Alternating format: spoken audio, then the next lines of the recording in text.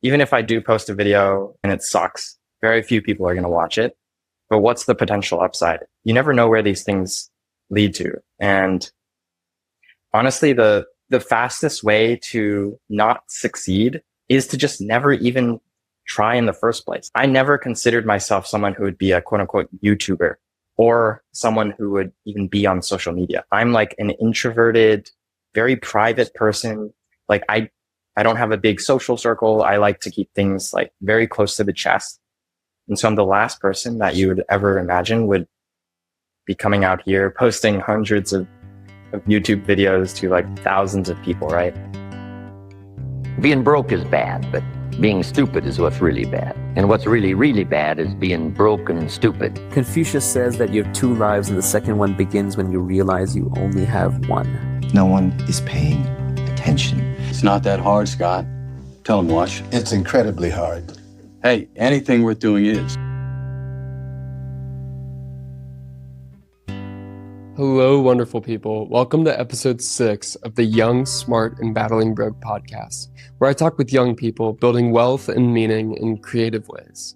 Today, I'm talking with Matt Huang, someone who has lived the picture-perfect LinkedIn life and then decided to do something a little less traditional. Matt has all the stamps an overachieving college kid dreams of: investment banking, consulting at BCG, and now Google. But what's interesting about Matt isn't his pedigree, it's his perspectives. He found himself not fully expressed in his jobs, so he began working on something that felt truly aligned with him. That something was an educational YouTube channel that now has more than 100,000 subscribers and is paired with a popular Substack with just brilliant ideas. We talk about everything from content creation and navigating these high-octane jobs to what the hell internet money is and what his favorite current life hypothesis is. Matt's honest, curious, and genuinely one of the most open-hearted and kind people I've met. I hope you enjoy hearing Matt's ideas as much as I did.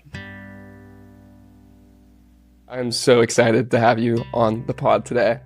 Humorously, you were kind of my inspo for trying out this whole content thing. One of your videos fell into my YouTube algorithm a few months ago, and you were basically just describing how one can become more articulate, and you did so quite well. And it just fascinated me how you just fully sent it on this content thing. And I think that video had 200K plus views. And since then, I've been able to just watch your channel grow and grow and grow, all while you've been killing it at Google. So I'd love to just understand the beginning of this content journey for you. If there's maybe a story or a reason as to how this all started, I'd love for you to illuminate that for me. Yeah, happy to. First of all, I appreciate that intro, man. That's super kind of you. And I am more than happy to talk about how I got into this content thing. So for the benefit of those who are maybe meeting me for the first time, I started my YouTube channel about 2 years ago.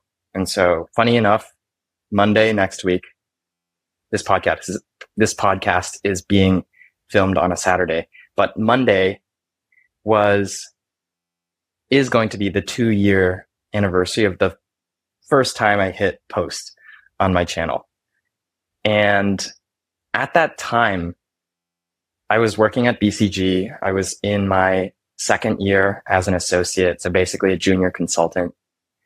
I was about 2-ish years out of college at that point, so a bit of background, but my first job out of college was in investment banking, and then I switched over to consulting at BCG. But, up until that point, I kind of did a lot of things by the book, or very much following the traditional path of, you go to a top college, and if you're a business major, a lot of people either go down the banking or the consulting route. It's a very tried and true path. And for good reason, there's a lot of benefits to it. But I think about 2 years in, I was getting a sense that there's a part of me that I feel like was getting tired with just the monotony of daily life, and how my life at that point, from an outsider's perspective, was probably pretty glamorous. Like, yeah, you're young, you're in your 20s, you're living in New York City, right? and you're working this job in high finance or, in management consulting. Wow. Like it's an amazing experience. And I definitely don't want to downplay the value of that. But at the same time, as a person, I always felt like there was this other side of me that I kind of neglected in college while I shaped myself into the kind of person that ultimately lands at these prestigious jobs. Like I sort of pushed away this creative side, and all my weekends were kind of the same, right? Kind of living for Friday and then hanging out with friends or, consuming content, watching TV shows, playing video games, all good stuff, like all very fun. But I've always been someone who kind of thinks a lot about why I do certain things. And after doing the same thing for about 2 years, I just felt like I wanted to go from just being a consumer of content to someone that actually like creates something. And I didn't know at the time what that was necessarily. So I tried a bunch of different things before YouTube, actually. Like I tried writing a blog with my older brother, which I've never told anyone about this because it failed. We wrote like 2 articles, and it was supposed to be like a business news kind of thing. And, I also tried writing on Seeking Alpha, which is a stock pitch forum. For those of you who may be unfamiliar, you basically post like your stock pitches. Tried that for a couple of posts, and it never really stuck. And then it was in May of 2023. My family, we had a cat that I grew up with. His name was Snowy. He was like a white cat, very fluffy, cutest thing in the world. And he passed away in May of 2023. And it might seem like a pretty separate thing, right? Like this animal that you grew up with passing away. But for me, it was pretty significant because it was the first time, honestly, in my life that I felt some kind of significant loss. And, my grandparents, some of them had passed away before, but I was never really that personally invested in those relationships. And I just felt like there's got to be something more than this. And I've got to just do something that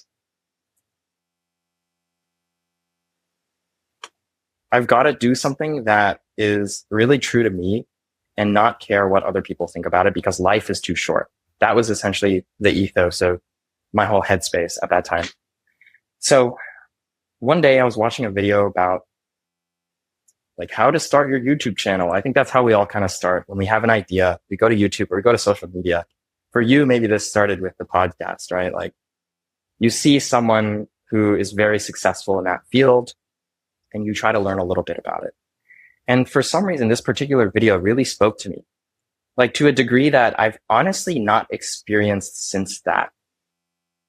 A lot of times we watch and consume personal development content and we kind of agree with it, right? We're like, yeah, of course I should be doing this, or of course I should be more disciplined. But I feel like a lot of us kind of just, it goes in one ear and then maybe it goes out the other ear. Maybe you retain a tiny amount of it, but you never really implement it, or very few people will actually take it to heart and take action.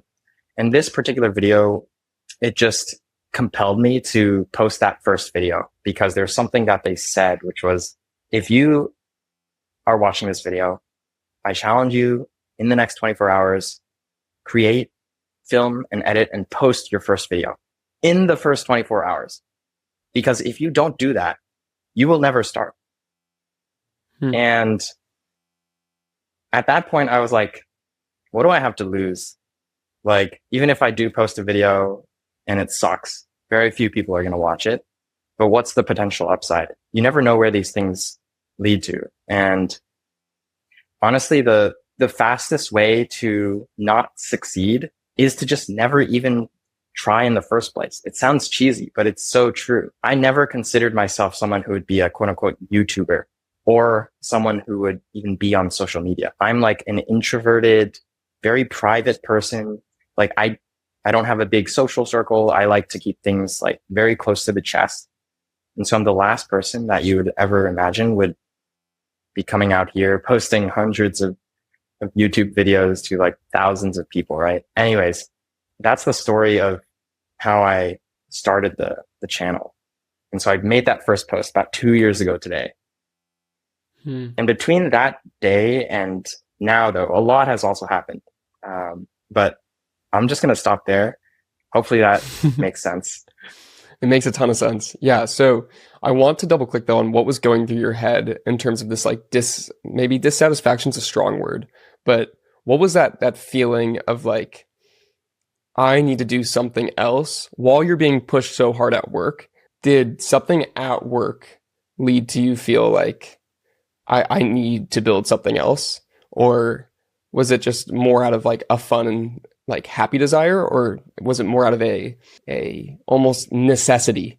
I need to build something else because this isn't fully fulfilling. This isn't fully filling my cup. Really good question. So I think there's two sides of it. There's what I observed at work, and then there is inherently like me and some of the traits that I think I inherently possess, which there are, if you look closely enough into my past, you will notice there's a pattern of me being kind of like dissatisfied.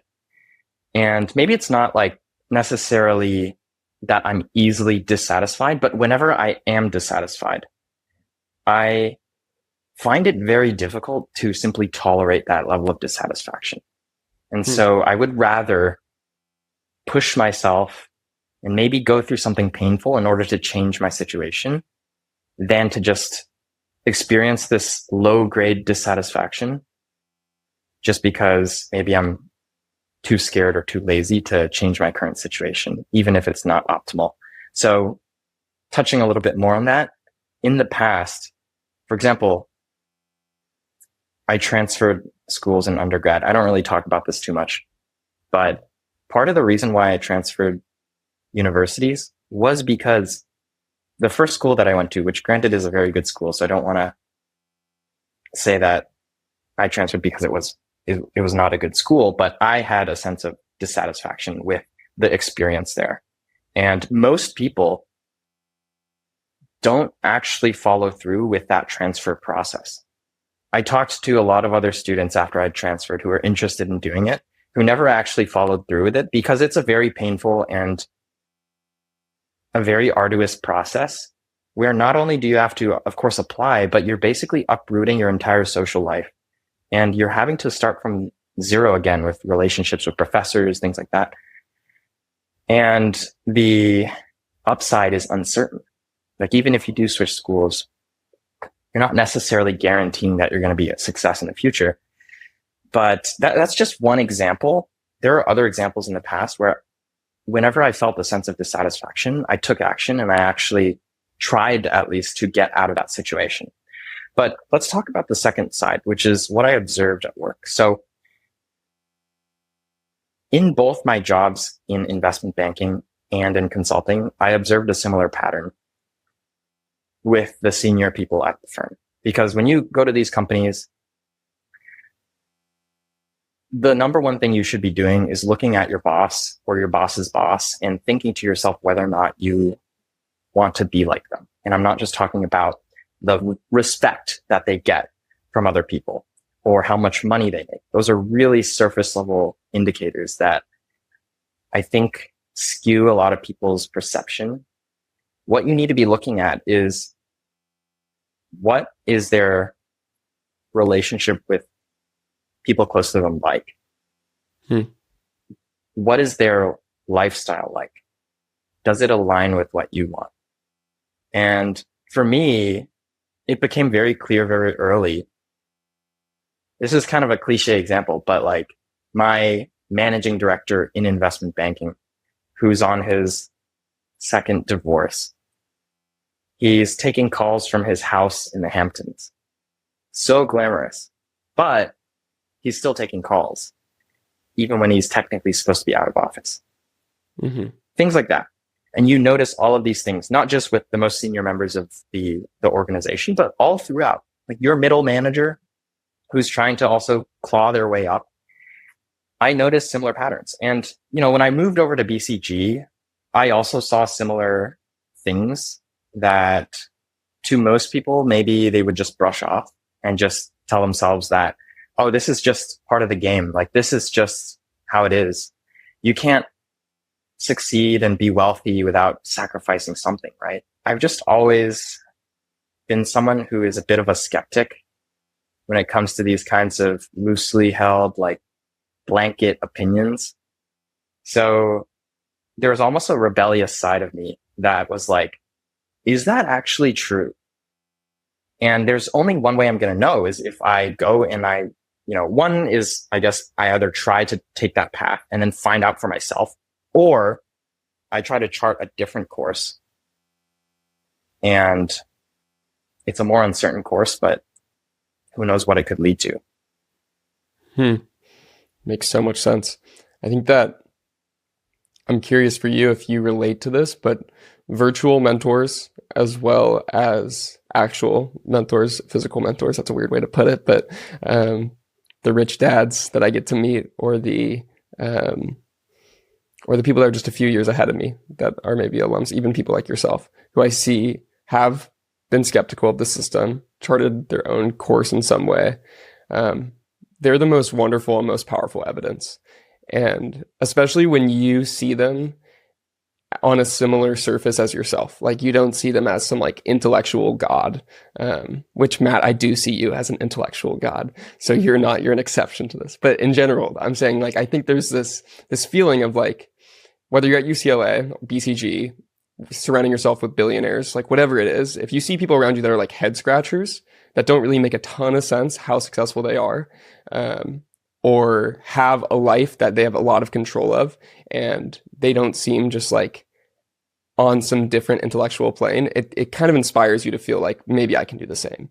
And I think for me, I've had a lot of those inputs, and I think it's interesting to me when I interact with people from certain fields that feel a little bit more trapped, feel like they're in this kind of rat race, or they almost have a woe is me mentality.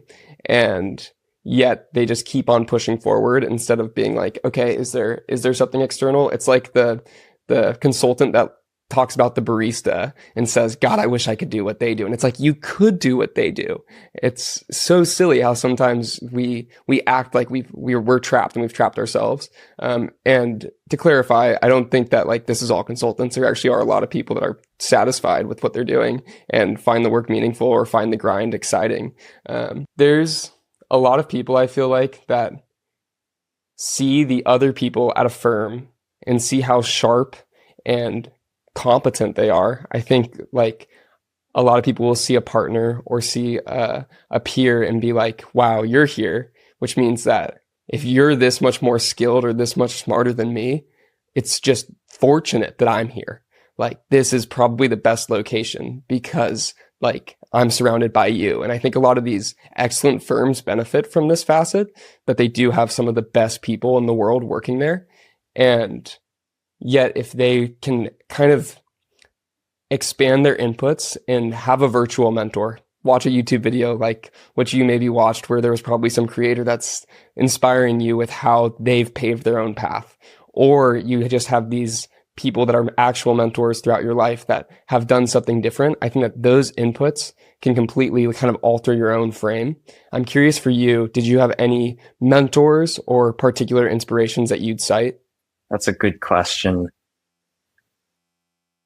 Honestly, I don't know if there was a single person that was like the paragon of everything that I want to be, but there were different people that represented some form of an ideal situation to me in a certain dimension. So what I mean by this is there's not a single person out there that I am like, I 100% want to be exactly the same as you in the future.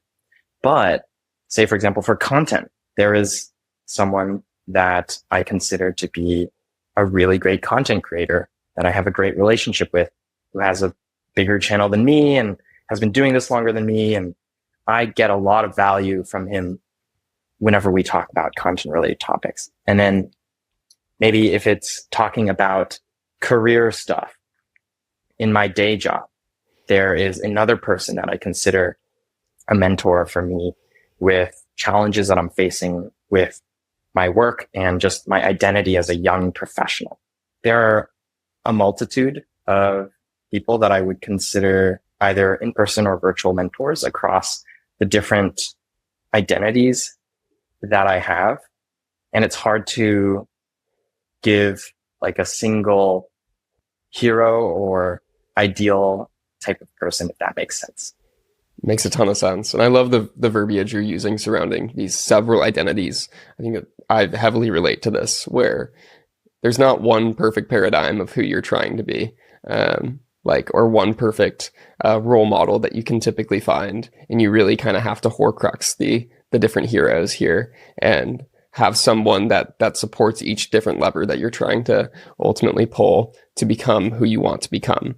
And I want to lean into what you have gotten out of your professional path so far.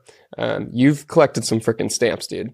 You are to the try-hard sophomore in college, probably actually an intellectual god, as I joked about earlier. You probably are like him. You've gone to investment banking, and then to consulting at an excellent firm, to Google in a strategy role, which a lot of people will just say, like, that's the path.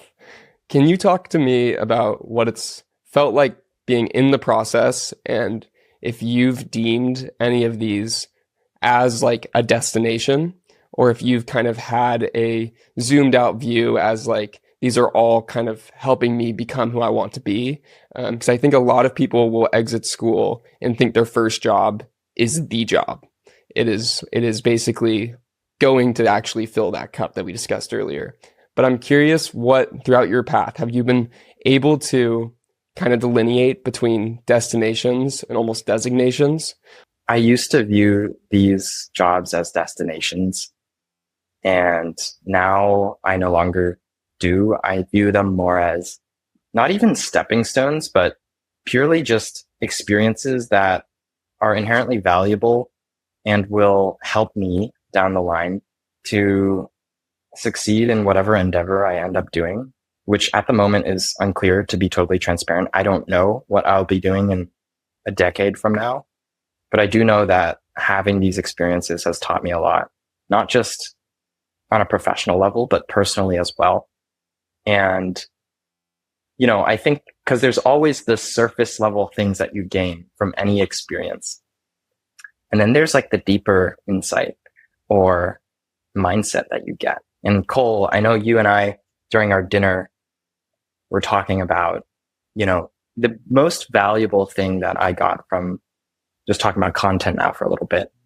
I'll go back to the career stuff in a second. The most valuable thing that I got from having a YouTube channel that has now grown to almost 100,000 subscribers is not the views. It's not the money. It's not the respect even. It's not like the admiration from people. It is simply the mindset that I've cultivated that you can just do stuff. And it sounds so simple, but if you like fundamentally believe that you have the agency to shape your life, which not everyone does, maybe people watching your podcast do because there's a certain subset of people who are really motivated, have big goals and dreams. Maybe they don't want to necessarily just go along with the status quo. You have to remember that is a minority view. That is a minority mindset, that you have agency to shape your life however you want. A lot of people go through this world thinking to themselves that they're just at the whim of random stuff that happens. But going back to my original point and your original question of all these badges, like I said, I viewed them as a destination when I was a student. Like many of the students who may be watching this podcast and many of the students today who are in business schools, I viewed it as a destination. And honestly, once you actually do these jobs and you actually experience them, it's similar to how you may revere some managing director before you meet them, but then you work on a project with them, or you have a team dinner and you sit down next to this guy and you actually talk to them And you realize they're just a human being too. In that same way, with jobs, you also kind of have this like honeymoon period, rose-colored lenses before you actually do the work. And then when you actually work the job, I'm not saying everyone comes to this realization, but I definitely did. I realized that none of these jobs are necessarily the end all be all. There's a lot of value that I gained from them, and you can learn a ton. Don't get me wrong. And financially, it's absolutely awesome early on. But if you're expecting it to be some kind of like solution to your life's purpose, then you're totally wrong. And I think I definitely went into my banking job, for example, thinking, yes, my life is set. You know, I'm going to work on Wall Street. I'm going to make a nice fat 6-figure salary and bonus. And I'm going to be respected by everyone around me, by girls. Like, I thought that was going to be it. And then it wasn't. And even after I moved to the next job at consulting, it was the same deal. And then even after moving to Google, which many people consider to be like the exit option, if you're trying to leave consulting and go into a corporate strategy role, this whole mindset and talk about exit options is actually like setting people up for disappointment, in my opinion, because you talk about private equity or you talk about working in a corporate strategy role in a big tech company. You talk about these things as if once you exit, that's it. Like, this is going to be the thing that completes you. When in reality, what I've realized, and obviously I come from a very privileged position of being able to say this because I do have these badges and these awards, as you've said, but what that means is I'm able to see past the rose-colored lenses and to see it as it is. And that is why now I do not view these jobs as destinations. They are simply tools and experiences that have inherent value. It's not going to be the thing that gives me purpose or necessarily all of my life's meaning. Yeah. And not to break this lovely philosophy building, but I am curious if there was any tools that you wouldn't have expected that you got out of these jobs that you actually are pretty grateful you did get. I think a lot of people will get very, very tangible when they talk about like the skills that they'll build. And I'm assuming that for you, those were not the biggest returns from the different roles that you've done. What would you say has been the biggest benefit to basically spending, is it 4 years now, essentially doing these high-octane, high-quality jobs? Yeah. So there's like the tactical things and then there's the less tactical things. And obviously speaking to the tactical things first, everyone kind of knows that you get really good at putting together presentations and doing analysis and all that good jazz, right? But on the intangible side, and we talked about this a little bit as well in our earlier conversation about in consulting, how you have multiple managers. This is something that if you work a regular corporate job, you don't get as much exposure to. And the reason why it was really valuable for me in consulting to work with like 9 or 10 different managers across the 2 years that I was at BCG was that it gave me a sense of what a good and a bad manager is. And that is something that sounds so simple, but many people say you've only been at 1 or 2 companies in your entire career, and they're your standard corporate company. Like maybe every once in a while there's a reorg and then you get a new manager and maybe your manager leaves, but max, you've probably only reported to less than 5 managers. And so your bar for good and bad manager and maybe like okay manager is based on a sample size that is very small. Versus when you're in a consulting firm, you're constantly being forced to work in completely different teams, not even just this different manager, but also the senior partner is different. Your fellow junior consultants are also different. everything is different. The topic is different. You're thrown into all these situations where you have to deal with, but you also get to experience different things, including different styles of management. And so for me, that was very valuable early on, being able to realize, okay, what do I value in a manager? What do I not value? What are some things that I can personally do if I'm dealing with a certain type of manager to make things a little bit less painful? Secondly, I think I also got really good at thinking and speaking after consulting. And this is something that I definitely think came from BCG, not from my prior investment banking job, because in investment banking, they don't really want the juniors to say anything in calls.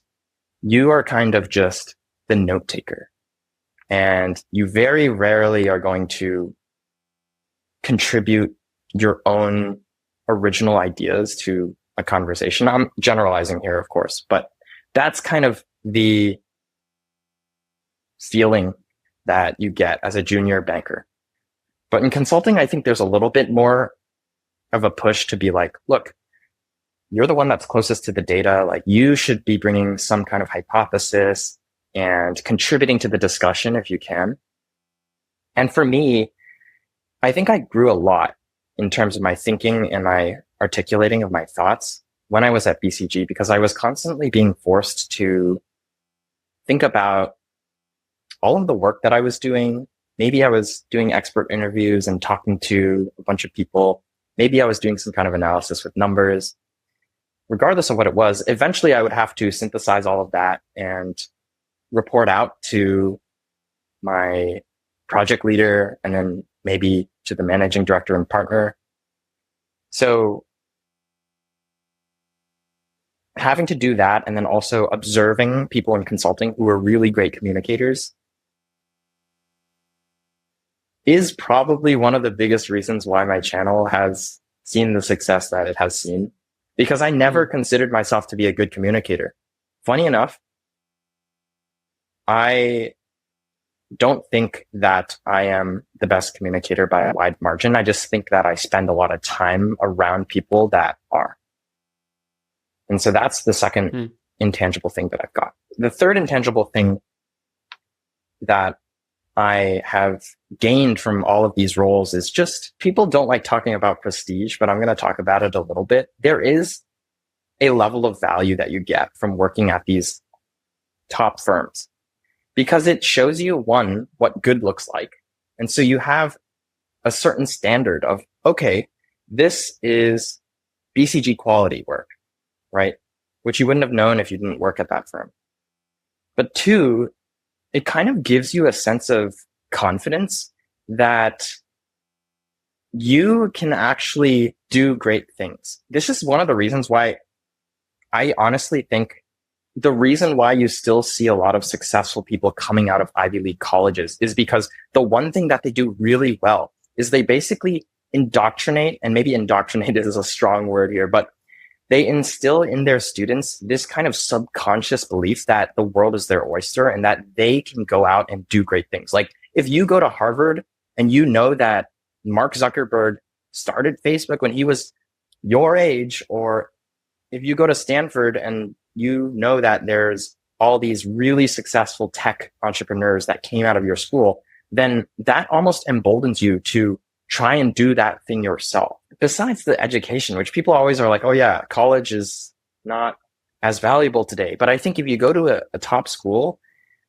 one of the most valuable things, and this applies not just to university, but also like working at prestigious companies, is that you kind of develop a sense of confidence to go out and do your own thing.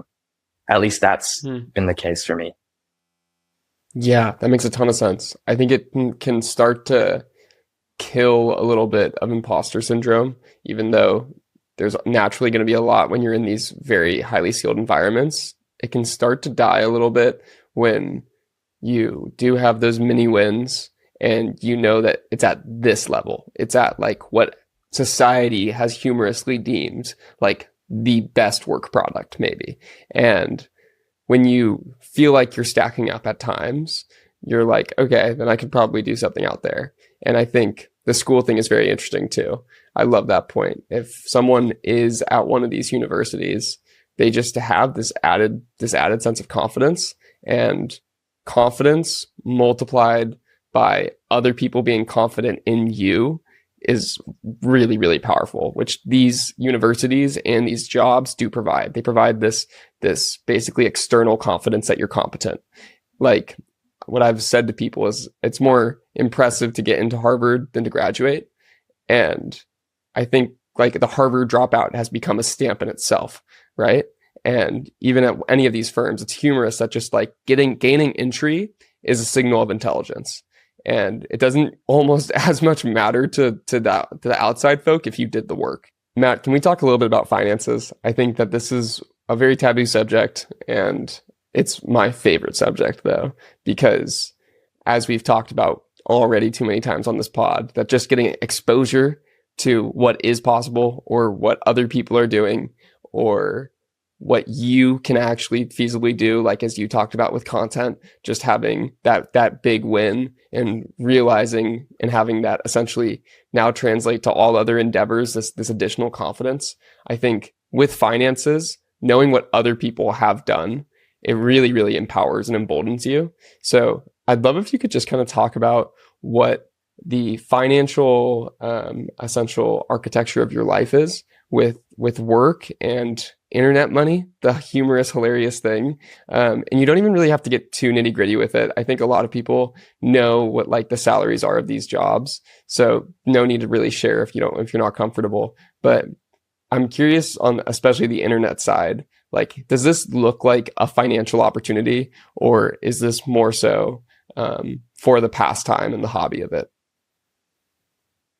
Yeah. Internet money is such an interesting topic. And I honestly didn't really consider it a serious thing until I started making content. And then I realized, oh, shoot, like this is a massive opportunity.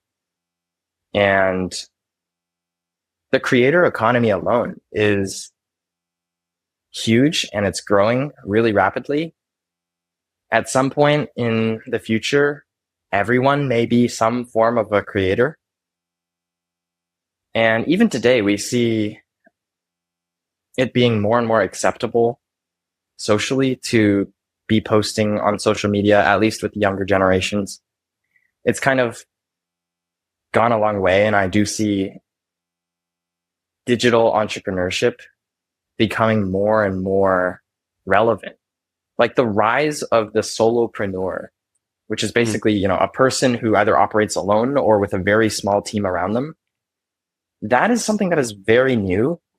And I think, honestly, the future is headed towards more and more solopreneurs, especially as we see all of these like AI tools pop up where, not to be cliche, but you can do a lot as one person now, or as a person with a very small team, where in the past you might need to hire many, many people. Initially, I was skeptical about it. And honestly, for the first 6 months of me posting on YouTube, I didn't make any money, but I did have a goal of making at least $1 through YouTube.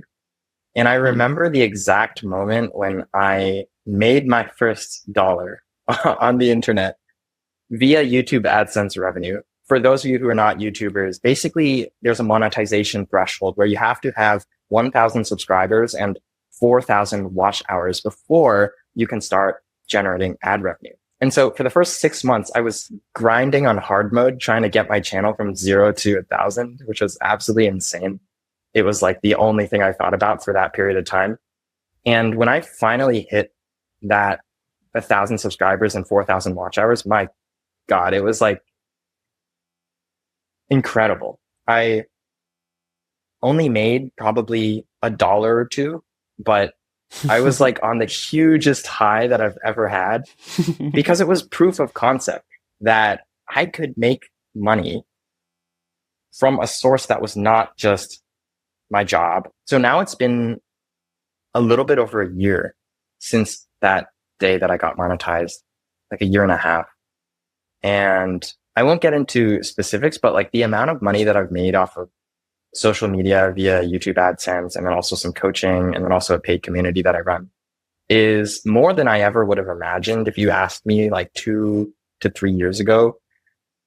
Even when I had just started the channel, it's more than I would have ever imagined. And so I think that what I've taken away from it is internet money is real, and it is very much an opportunity that is available to the people that are willing to go out there and actually grab it. But I think it's interesting because there's also this perception of digital entrepreneurs and internet money, I think, among the general population that is not the most positive. I think part of it is because we see a lot of cliche, but young 20-year-old entrepreneur in Dubai running like a course business, making like 200K a month. We see a lot of examples of that. And then people are like, oh, that's like an illegitimate business. He's a pyramid scheme. He's a course seller. But I don't think that takes away necessarily at the legitimacy of internet money. So that's something that I'm still figuring out, is how I want to position myself and how I want to leverage this opportunity in the near future. I've tried a couple different things that I alluded to, but at the moment I'm still trying to find that one thing that really sticks. Yeah, no, 100%. And you've provided value, like extreme value, to a lot of people. So it makes sense to get compensated for that. And I think the coaching thing, it does make sense that gets a bad rep.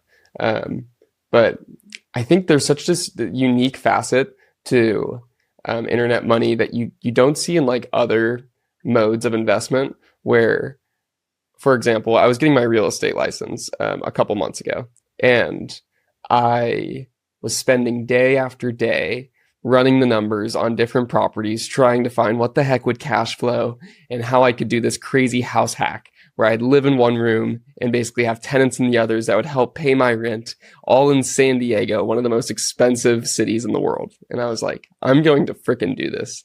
And got my license and found that there was virtually no way that I could cash flow a property that was not some grandma telling me I'll give you a 50% discount that I serendipitously bump into on a trail. There was no way that I was going to find this property on all the resources that getting your license actually provides. And the capital that's required to also make an investment like that, to be successful in real estate early, is quite large unless you have a capital partner. Then you can just do time. But with internet, there's the time investment. That's one piece. That's one thing you're risking, which doesn't really feel like a risk because you're also growing skill sets and growing confidence and a whole lot of things by trying to do stuff on the internet.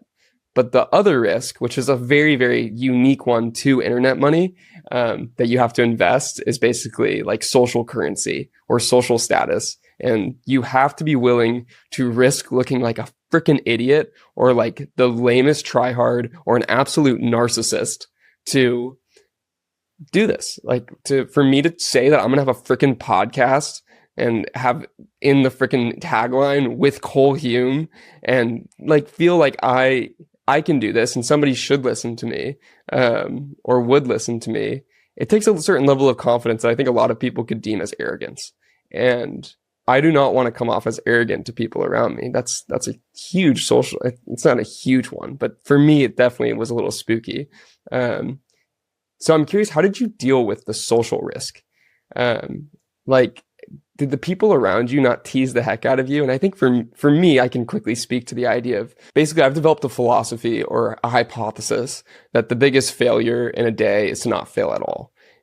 Because if I'm not failing at something, I'm probably not growing in any way. So internet seemed like a really awesome way for me to fail a lot. And I love talking. I love like listening to others and hearing other people's brilliant stories. And I think for this pod, it was an incredible way for me to talk to just people that are doing inspiring shit, that are peer mentors in some way, and basically just creating an access path that was instrumental in that way. But I'm curious for you, how have you dealt with the potential social condemning of friends or family and the people online too, the people that tease you in the comment section or something of the sort.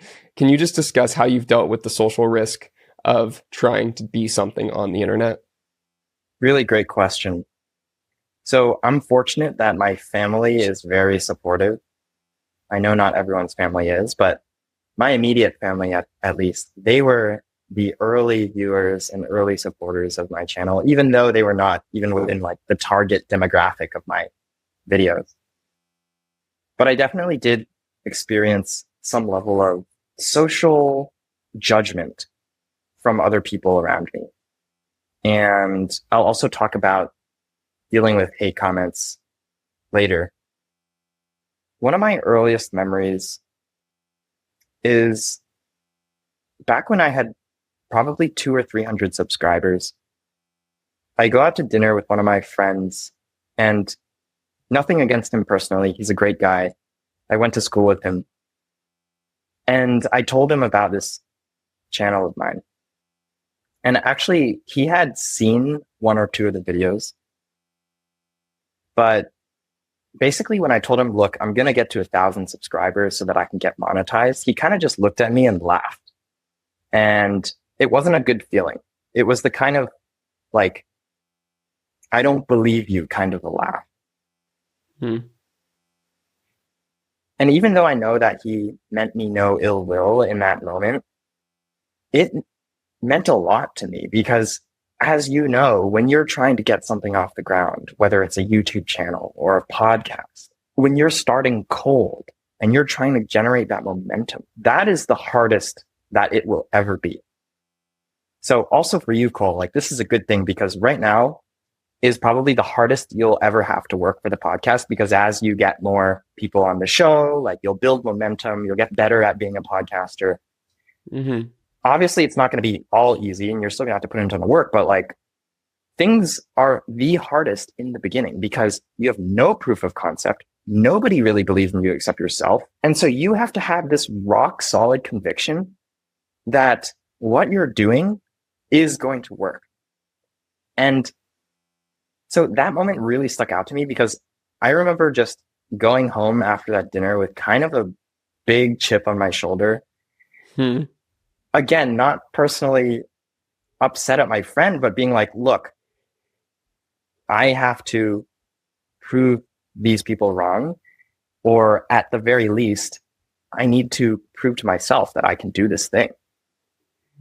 And basically the way that I decided I would not fail and prove my friend right, essentially, was I told myself I would simply not stop posting for an entire year.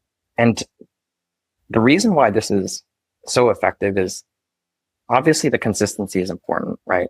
But I think people don't really understand how many people drop off in like the first 6 months. This applies probably to entrepreneurship, to content. So there's some stat that I think Hormozy said, and don't quote me on this, but essentially with podcasts, 99% of podcasts fail because they don't post more than 21 episodes. And so by virtue of you posting more than 21 podcast episodes, you are already putting yourself in the top 1% of podcasters in the world. Let that sink in for a little bit. You don't even have to put out good podcast episodes. They can be the worst.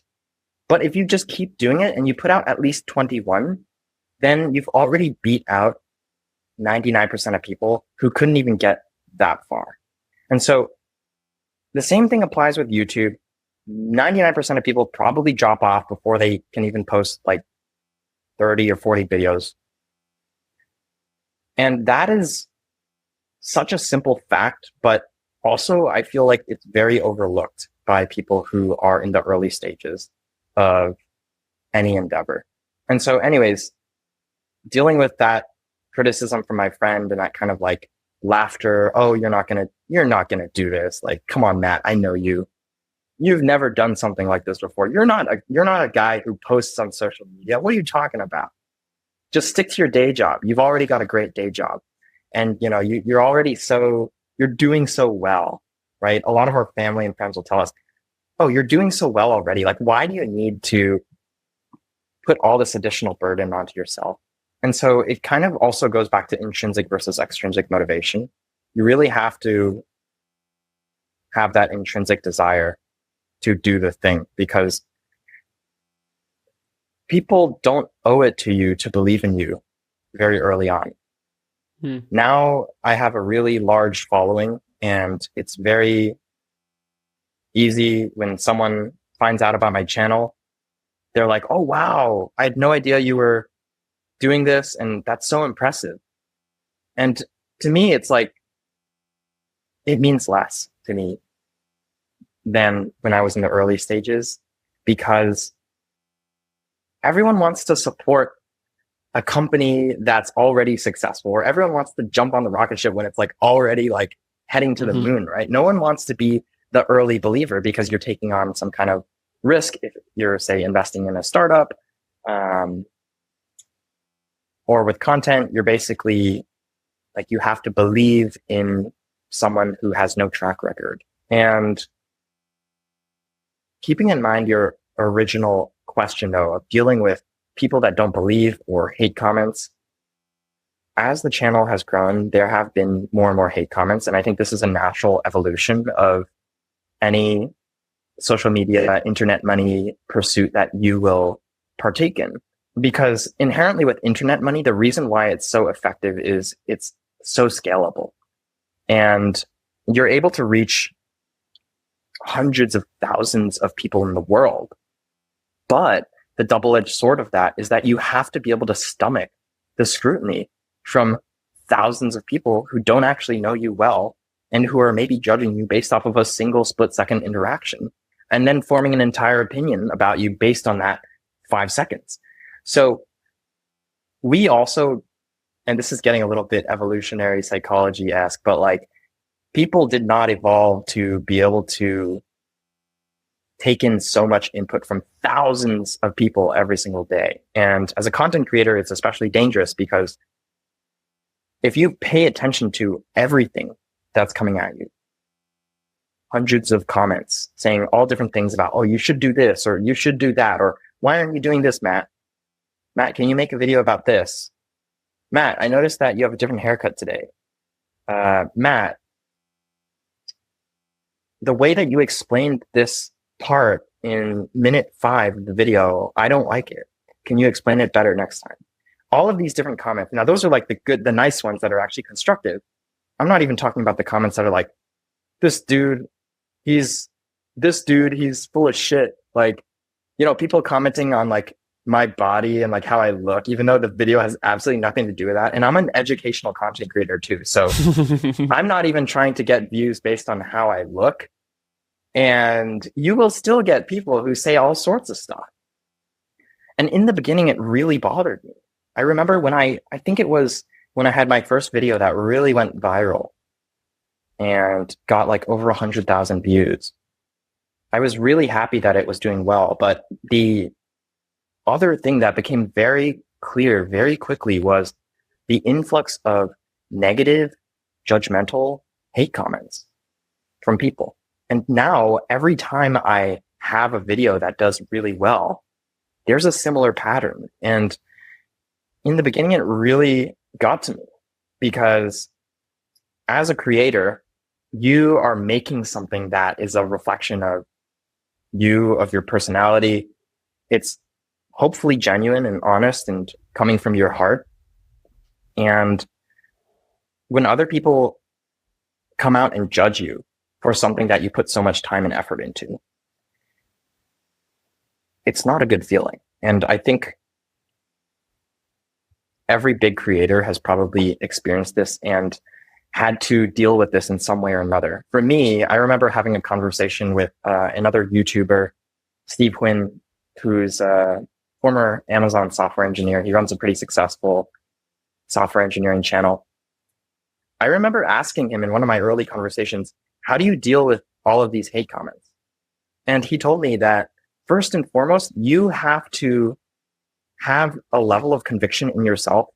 You are who you say you are, and that what you're saying has genuine value, right? It doesn't matter what all these people say. The things that you're creating and putting into your video, like those are based on your lived experiences. And so they are legitimate. And as long as you're not trying to make stuff up online about who you actually are, then you should have no reason to feel like you're an imposter. So that's kind of how I deal with the hate comments now is, well, first of all, I don't even give them the mental attention anymore. I used to like read them and try to be like, do I need to respond to this? But now I don't even look at them.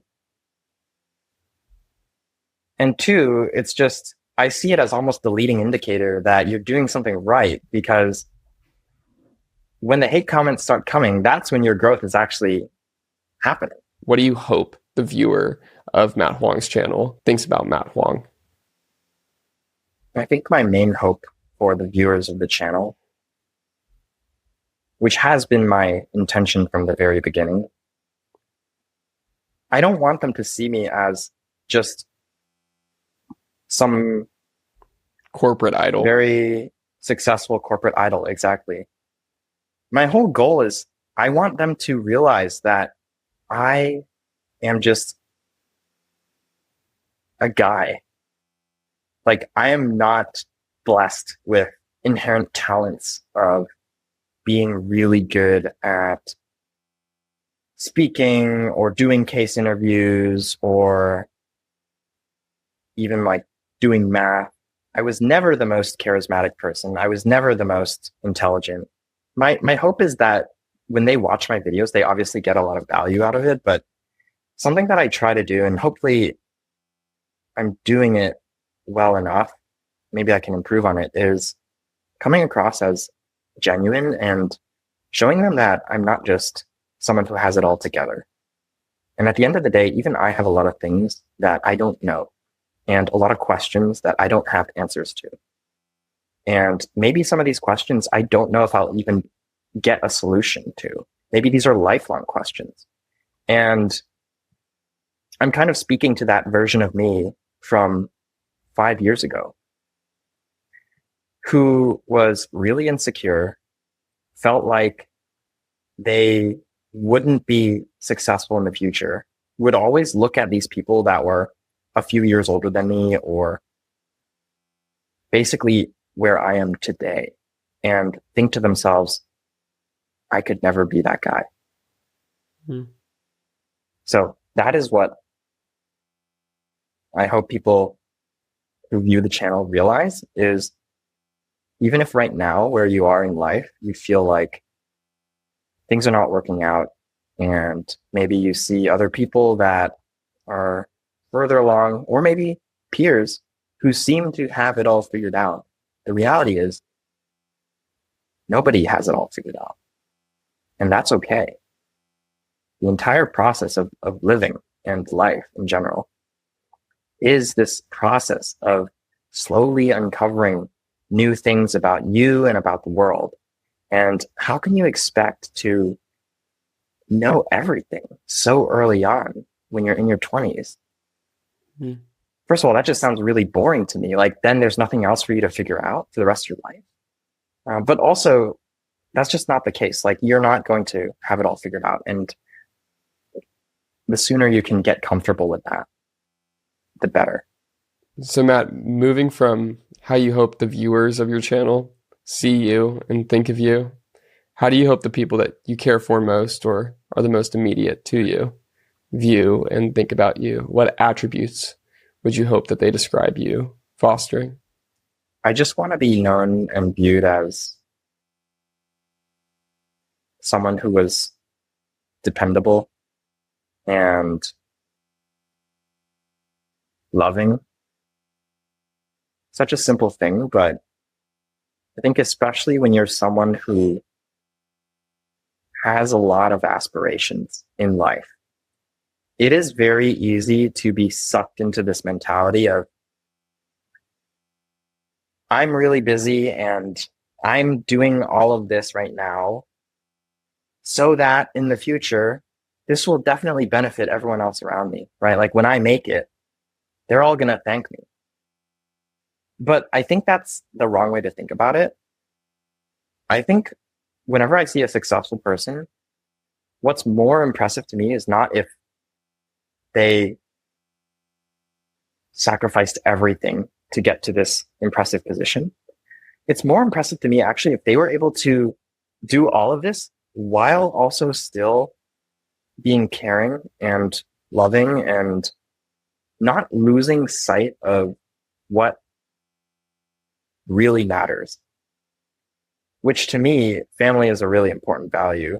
So spending time with my parents who are now in their 60s, spending time with my brother and sister who we now live in separate cities across the US and rarely have time to see each other. Things like that I really value. And so I hope that regardless of what career or internet success I achieve down the line, I hope that they still can see me as a dependable and loving brother, sister, or son. So Matt, to get to all the different destinations that you've gotten to pack on all these stamps on the resume, and then to essentially calendar yourself regarding this content journey, saying, I'm going to do this for a year. I'm going to see what happens. But if I'm not quitting before 365 days, I want to understand your philosophy surrounding planning, because it's something that I'm struggling with a lot. As a 23-year-old, I exited college with a real sense of, I don't know, my own personal calendar, feeling like I could kind of plan ahead and kind of know what is the 2-year, 5-year, 10-year journey. Just had this silly bullishness surrounding that capacity. And now I'm day by day, dude. I am definitely trying to navigate the timelines and the planning. And I do think that there's a critical facet of intentionality if you're not happy with a particular circumstance and trying to make it more concrete and trying to plan something surrounding it and being tangible. But I also think that there's a danger to always living in that headspace. So I want to understand, what's your personal relationship with planning? What's your planning philosophy? These days, I don't try to plan too much. And I'm talking like long-term plans. Day to day, yes. Obviously, if I'm posting content or I'm at work, obviously I have some kind of a rough schedule. But if we're talking longer term career/life planning, I don't plan anymore. The reason for this is a lot of opportunities that have come my way, I never foresaw. So in a way, if I were to follow a very rigid plan that I had set, say, 4 or 5 years ago, I probably would not have gone down the path that I've gone down. Whenever people ask me, how do you plan for stuff? And I do get this question fairly frequently because a lot of my viewers are either students or they're early professionals. What I tell them is, look, it's good to have maybe a rough plan of where you want to head as a direction, because you need some kind of direction. You can't be directionless. It's always better to pick some kind of a direction, even if maybe it's not like the perfect opportunity that you're looking for, but you have no other options, or the other options you don't really like. You need to pick that direction so you can at least make some kind of a progress, as opposed to just sitting around and being like, oh my gosh, I don't know what to do. But you should also be open-minded enough to deviate from that plan as you gather more information via experiences, talking to people, etc. Reflecting on those experiences. Super important to reflect on the experiences and not just to live them and then forget about them. And what you'll realize is opportunities will start to present themselves to you that maybe you hadn't thought of previously. So to give you an example, with the YouTube, that's an obvious one, right? I didn't think that I was going to be a YouTuber. If you had asked me even 3 years ago, Matt, are you going to be a YouTuber? I'd be like, dude, what are you talking about? Are you dumb? Like, there's no way I'm going to be posting social media. Screw that. Like, I'm going to leave that to the people that social anxiety is scared of. Like, I'm not going to be in that camp. But also with career wise, I had no idea I was going to end up working at Google. Even when I started BCG, I clearly remember going in thinking, you know what?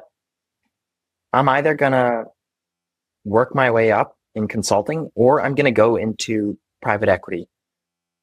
I actually didn't even think about that other side of going into corporate strategy or into tech. And it wasn't until I did a couple projects that were tech focused and I realized, you know what? I actually kind of find this very interesting. And maybe this is a direction that I want to go in because it also aligns with my reflections on lifestyle and what I want going forward. Like, I want more time so that I can post more content and pour more energy into this other pursuit. And maybe going down the private equity route isn't going to afford me that.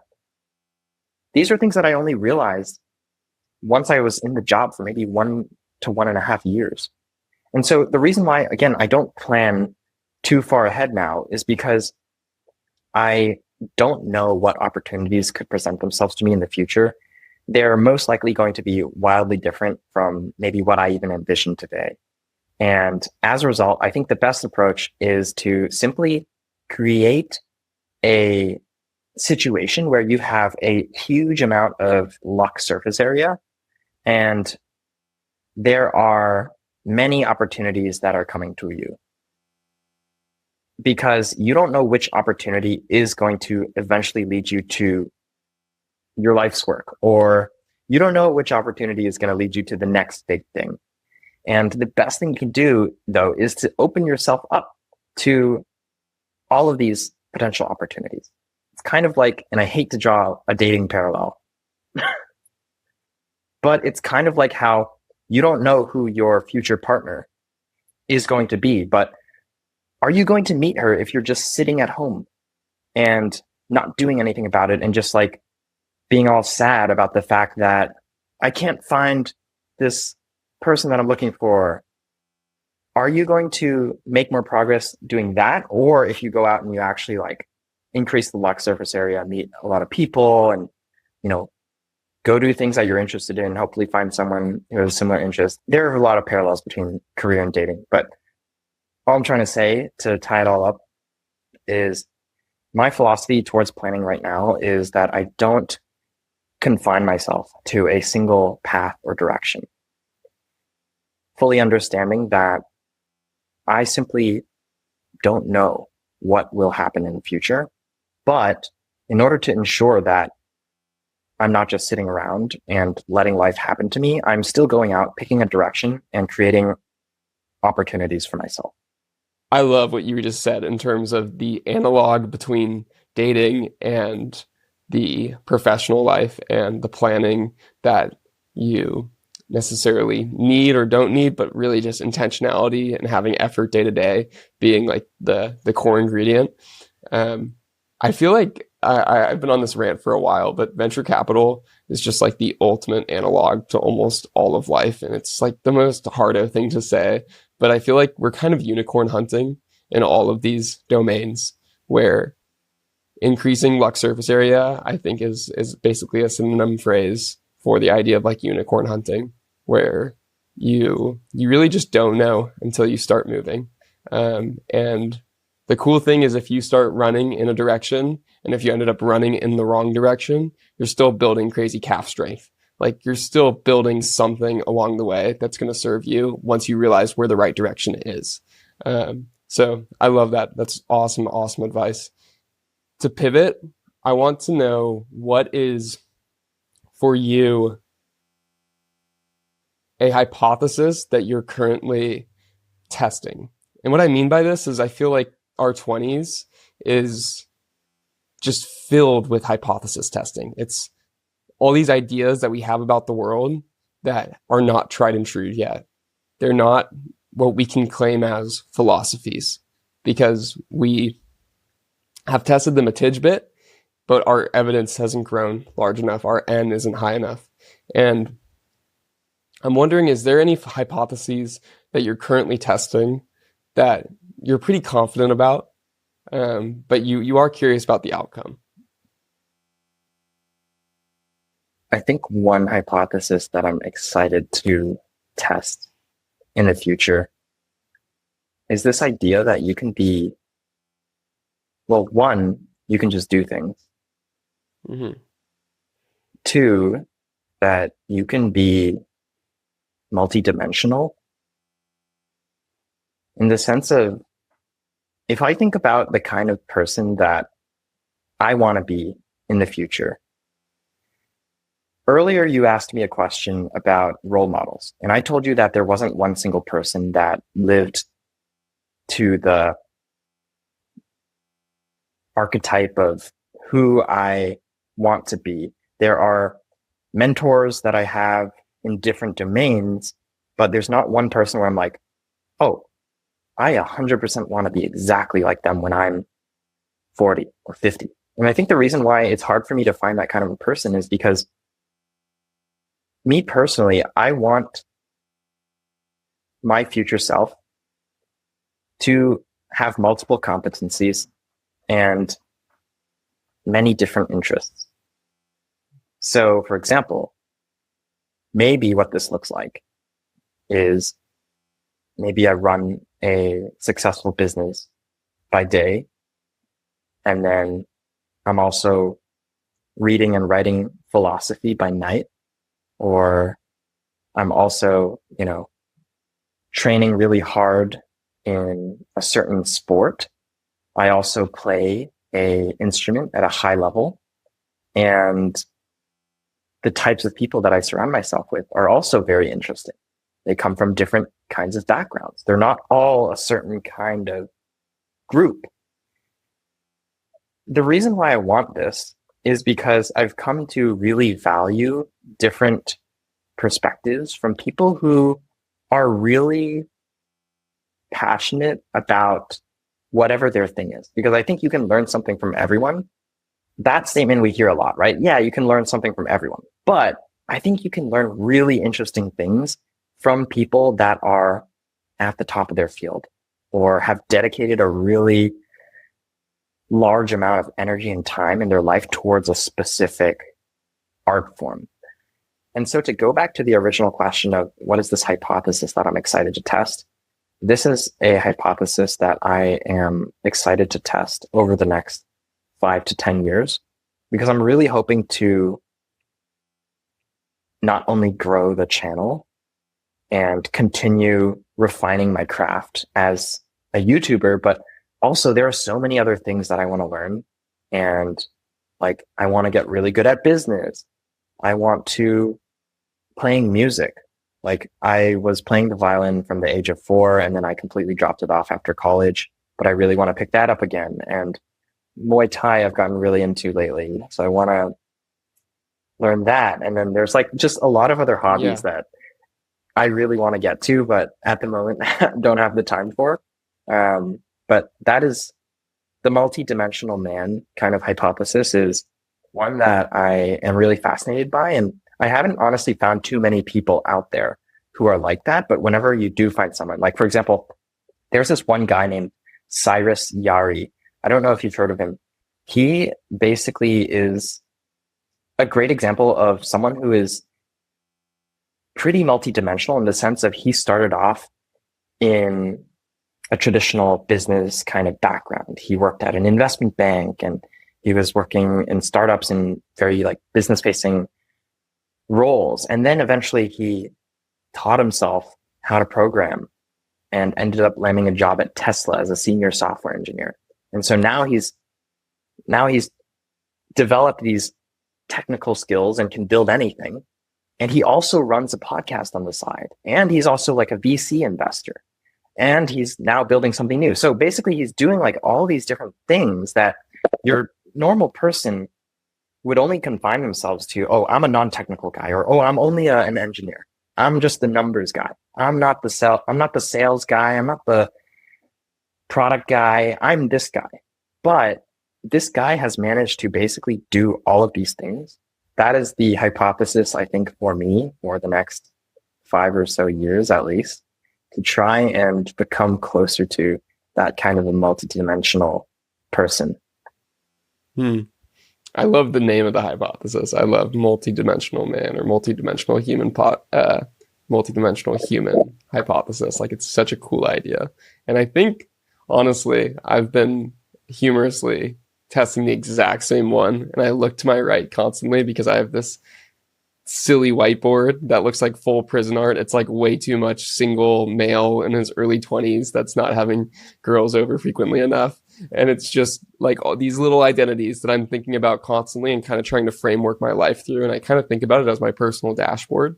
And I think that for me, you call it multidimensional. I've been using the silly verbiage of like the Horcruxed hypothesis of like having different places that your soul is kind of invested in. And that ensures that if one thing breaks, you don't. And I think it applies with relationships too. I mean, I don't think there's ever going to be a single relationship that should fully provide your meaning. There should never be a job that fully provides your meaning. There should never be a hobby that fully provides your meaning. It should kind of be this dispersed effort. And yeah, it's such a curious one. And I think it's such a funny one to have right now because it's going to be validated tenfold if it's true. It's going to be so cool because if we continue to trust the inputs and trust the daily actions that we take within each of these identities over the coming years, it's pretty cool to think of the actualization of not one thing, but of several things if this hypothesis is true. But it's one that, yeah, a lot of people, I think doubt. And it seems like you're being spread too thin, or it seems like you're never going to make progress in any by trying to be all. And yeah, I want to say, fuck that. I want to say that you can become more than just that one thing. So yeah, dude, amen to what you said. I really, really appreciate you verbalizing it the way that you did. Super articulate. I'd love to conclude with the silly question that I've been asking to every guest. And I need to probably switch this question at some point because everyone says time. So please don't say time. But what is the ultimate scarce resource, Matt? I thought about this one a little bit. And time is obviously the obvious answer, but I think another scarce resource that is very valuable is people who can actually execute. Because everyone has ideas and everyone has dreams. Everyone probably has goals. But when you find someone who can consistently execute on the things that they say they are going to do, that's actually quite rare and very, very valuable. And, you know, as consultants, and you would know this, we often think through strategy for businesses. And strategy is like the sexy thing, right? Oh yeah, we're doing strategy work. Operations and executing on that strategy, that's necessary, but it's not like the thing that I think the college grads are dying to do when they graduate. But at the same time, while strategy is really important, something that I've realized is through both my professional journey and also my content journey is that being able to execute on your strategy, whether it's your career strategy or your life strategy or your internet money strategy, being able to do that successfully is very hard and often requires a lot more work than people think. And so it kind of goes back again to what we were talking about earlier with consistency and not quitting, and the mindset and the commitment to executing effectively is a very rare thing that I think it's a scarce resource because everyone has ideas. Ideas are cheap. Ideas are like air. You and I can probably sit here for 3 hours and talk about different business ideas, but are we actually going to do any of them? Debatable. But starting anything and creating that initial momentum that's necessary to actually like create something and bring it into the world is really, really hard. And so finding people that can actually do that and do it in a repeatable way, that I think is one of the most scarce resources. So that's why when you find someone who's done it before. That's why other people find their experience or their advice so valuable, because it's like, oh, this guy or this girl, they were basically willing to eat shit for a year before they saw results, or 2 years. I was having a conversation with another entrepreneur the other day, and we were talking about the parallels between content and starting a business. And one of the biggest commonalities is the fact that as an early stage entrepreneur or as a creator who has no track record and no following, you have to be able to basically, bluntly put, eat shit for a really long time without seeing any kind of results.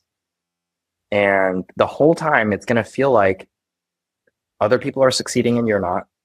It's going to feel like you're putting all this effort in and no one's seeing it and it's not leading to anything. But what's really happening is that the results are delayed. And so I don't know if you've seen the exponential graph, but it's like the effort and the results are not linear. And that's where most people get it wrong, is because they think that their results should be linearly correlated with the effort that they're putting in, when in reality, it starts off really, really slow and then it compounds over time. And so that's what I would say to Love it, man. that question. Anything else that's been on your mind lately, Matt?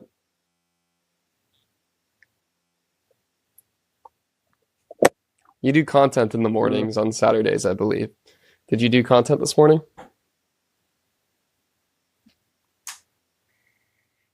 I actually, I'm editing a video right now. I'm going to post it tomorrow. So by the time this podcast is up, people will have seen it probably, but I'm really diving in on this niche of like articulating your thoughts and like structuring your thinking. I think that's going to be a big one that I lean into for at least the next couple months. And I'm kind of trying to move away from consulting content, which might disappoint some of my audience. But again, going back to the idea of being multidimensional, the channel started as a consulting channel because it was the most immediate and clear way to provide value to my viewers. But as I've grown and developed as a person, and as my career has also changed, I no longer work in consulting. I think that the channel is just naturally going to evolve as well. And so, for example, right now, I'm more focused on communication and articulation as a topic. But who knows, in a year from now, I might pivot and move into another adjacent niche. And that's kind of also how I want content to be in my life. If I think about the role that content plays in my life, you're going to have to edit that out. I want content to be almost a lagging indicator of the things that I am learning in my life right now. So I learn something and then I teach it. And then I learn something new and then I teach it. And so fundamentally, it's really important actually for me to keep learning, which is why I'm always trying to like read new books. I'm always trying to talk to people who are doing interesting things. I'm always trying to like build out this wealth of knowledge that I have. And again, it's also why I don't just want to talk to people who come from the same exact background as me. I don't just want to talk to other former consultants. I want to talk to people who are doing completely different things. I want to talk to people that are from a completely different world because it opens up my mind. And I think that's just really important as well in general to learning and developing throughout life. But yeah, so that's the kind of role that I want content to play, is I want it to be sort of following my own learnings through life. And as a result, I am just always going to be a lifelong learner, I guess you could say. Matt, thank you so much for chatting with me. This has been wonderful. Respect you so much, man. Respect all you're doing. Super excited to watch the video. Hopefully it's posted tomorrow, and continue to learn from you. And if people are interested in checking out some of your stuff, Matt, where can they find you? Yeah. First of all, this was so much fun, Cole. Thanks for having me on. And if people want to find me, I am on YouTube. I'm also on Substack. So those are kind of the two places you can find me. And Cole, I'm sure we'll put the link in the description. I do have an Instagram, although I don't really post on it. So if I were you, I would go to the channel if you haven't seen it before. And then for the people that are biased towards maybe reading newsletter articles or written content. Oh yeah. You can go if somebody started with your channel, what video would you recommend? For example, if you're recruiting for consulting, then obviously I have a lot of consulting related content that I'm sure you will find quite valuable. Or if you're looking for content that is more general, like workplace communication or how to speak in an articulate way, then I have a lot of really great videos as well. One of them is called Communicating Effectively is Shockingly Uncomplicated. And I also have videos that are a little bit more deep and philosophical and dive into topics that are maybe a little bit less common amongst career-focused YouTubers. So, you can look at my videos about feeling lost at 26 or contemplating working at McKinsey versus an AI startup. If you're interested, definitely check it out.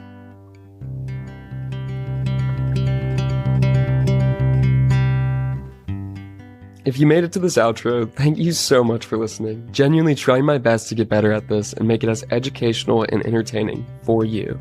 So please let me know how I can improve. I freaking love feedback. You can find me on LinkedIn, Instagram, YouTube, at Cole Hume. And I intend to post way more on my Substack, so if you're the cultivated type and like to read a little, be sure to check out Young, Smart, and Battling Broke there. Until next time, smile at strangers and trust your curiosity. Thank you for listening.